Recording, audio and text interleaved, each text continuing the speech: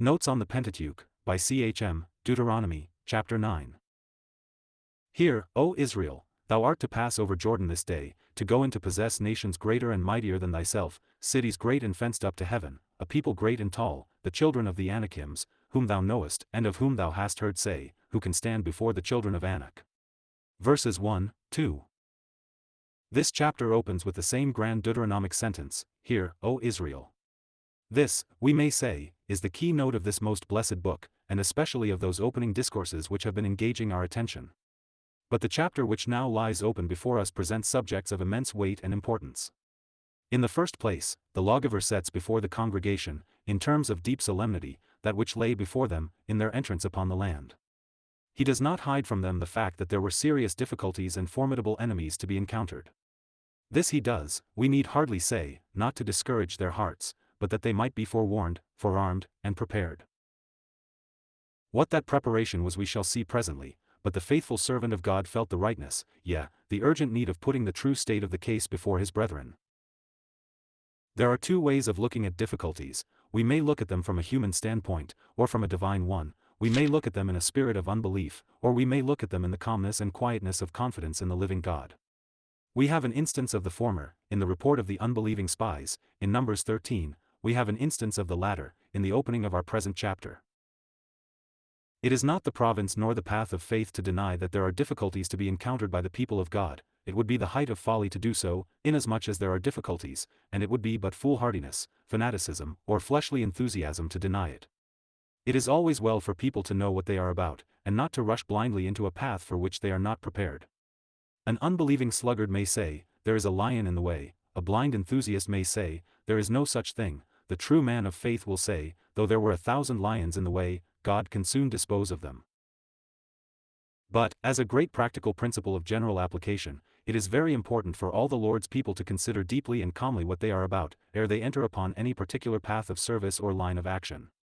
If this were more attended to, we should not witness so many moral and spiritual wrecks around us. What mean those most solemn, searching and testing words addressed by our blessed Lord to the multitudes that thronged around him, in Luke 14? He turned and said to them, If any man come to me, and hate not his father, and mother, his wife, and children, and brethren and sisters, and his own life also, he cannot be my disciple. And whosoever doth not bear his cross, and come after me, cannot be my disciple. For which of you, intending to build a tower, sits not down first, and counts the cost, whether he have sufficient to finish it? Lest haply, after he has laid the foundation, and is not able to finish it, all that behold it begin to mock him, saying, This man began to build, and was not able to finish. Verses 26 to 30. These are solemn and seasonable words for the heart. How many unfinished buildings meet our view, as we look forth over the wide field of Christian profession, giving sad occasion to the beholders for mockery. How many set out upon a path of discipleship, under some sudden impulse, or under the pressure of mere human influence, without a proper understanding or a due consideration of all that is involved, and then when difficulties arise, when trials come, when the path is found to be narrow, rough, lonely, unpopular, they give it up, thus proving that they had never really counted the cost, never taken the path in communion with God, never understood what they were doing. Now, such cases are very sorrowful, they bring great reproach on the cause of Christ, give occasion to the adversary to blaspheme, and greatly dishearten those who care for the glory of God and the good of souls. Better far not to take the ground at all than, having taken it, to abandon it in dark unbelief and worldly mindedness. Hence, therefore, we can perceive the wisdom and faithfulness of the opening words of our chapter. Moses tells the people plainly what was before them, not, surely, to discourage them, but to preserve them from self-confidence which is sure to give way in the moment of trial, and to cast them upon the living God who never fails a trusting heart. Understand therefore this day, that the Lord thy God is he which goes over before thee, as a consuming fire he shall destroy them, and he shall bring them down before thy face, so shalt thou drive them out, and destroy them quickly, as the Lord has said to thee. Here, then, is the divine answer to all difficulties, be they ever so formidable. What were mighty nations, great cities, fenced walls, in the presence of Jehovah? Simply as chaff before the whirlwind.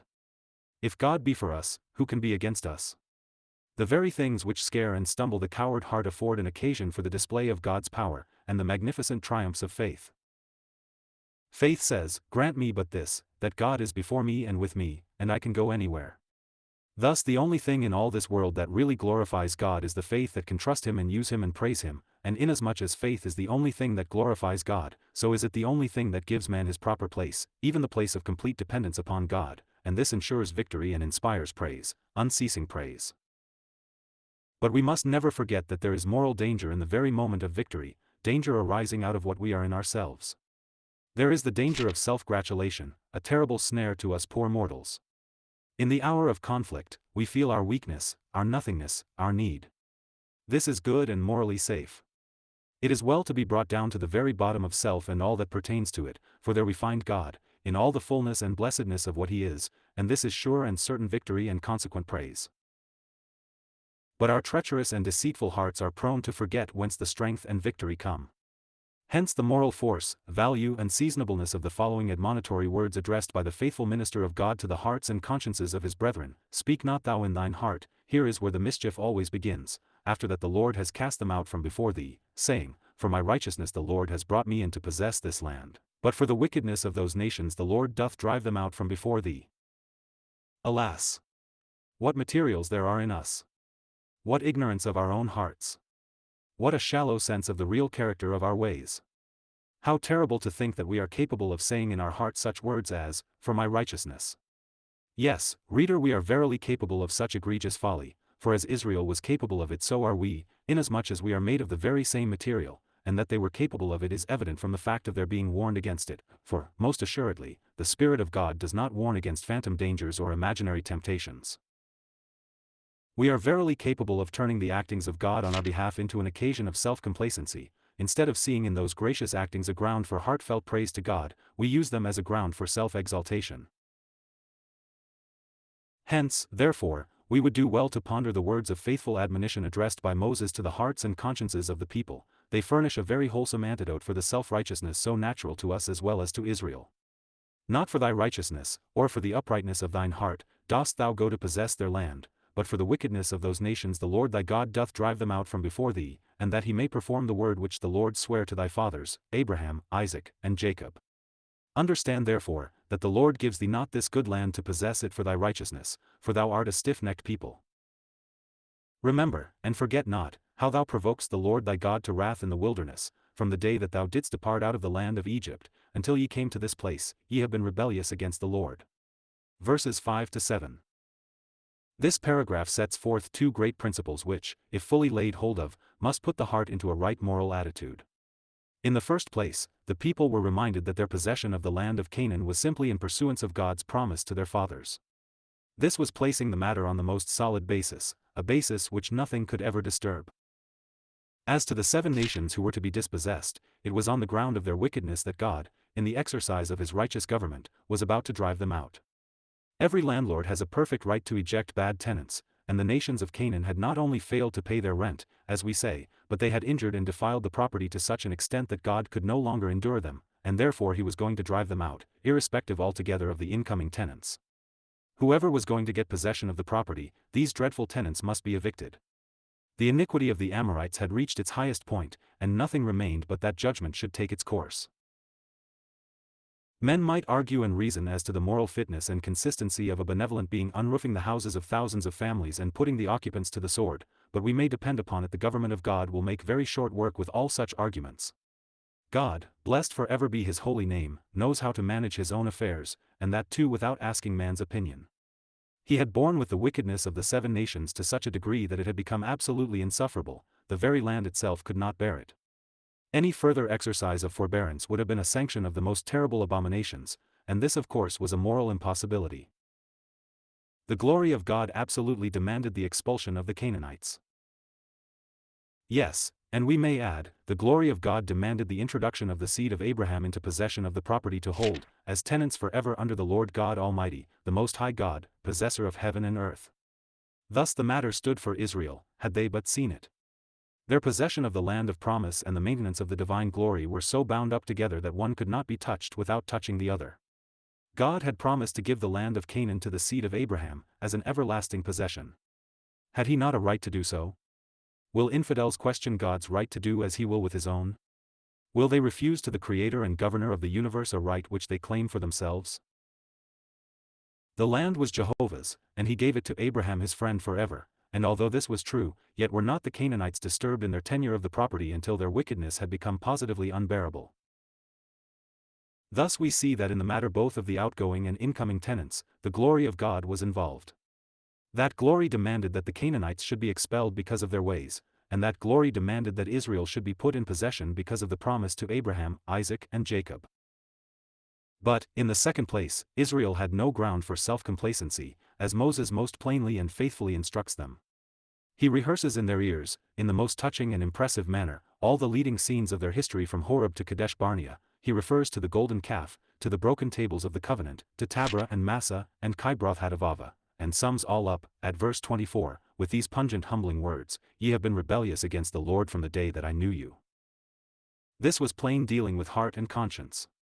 The solemn review of their whole career was eminently calculated to correct all false notions about themselves. Every scene and circumstance in their entire history, if viewed from a proper standpoint, only brought to light the humbling fact of what they were, and how near they had been, again and again, to utter destruction. With what stunning force must the following words have fallen upon their ears. "And the Lord said to me, Arise, get thee down quickly from hence, for thy people which thou hast brought forth out of Egypt have corrupted themselves, they are quickly turned aside out of the way which I commanded them, they have made them a molten image. Furthermore, the Lord spake to me, saying, I have seen this people, and behold, it is a stiff-necked people, let me alone, that I may destroy them, and blot out their name from under heaven, and I will make of thee a nation mightier and greater than they." Verses 12 to 14.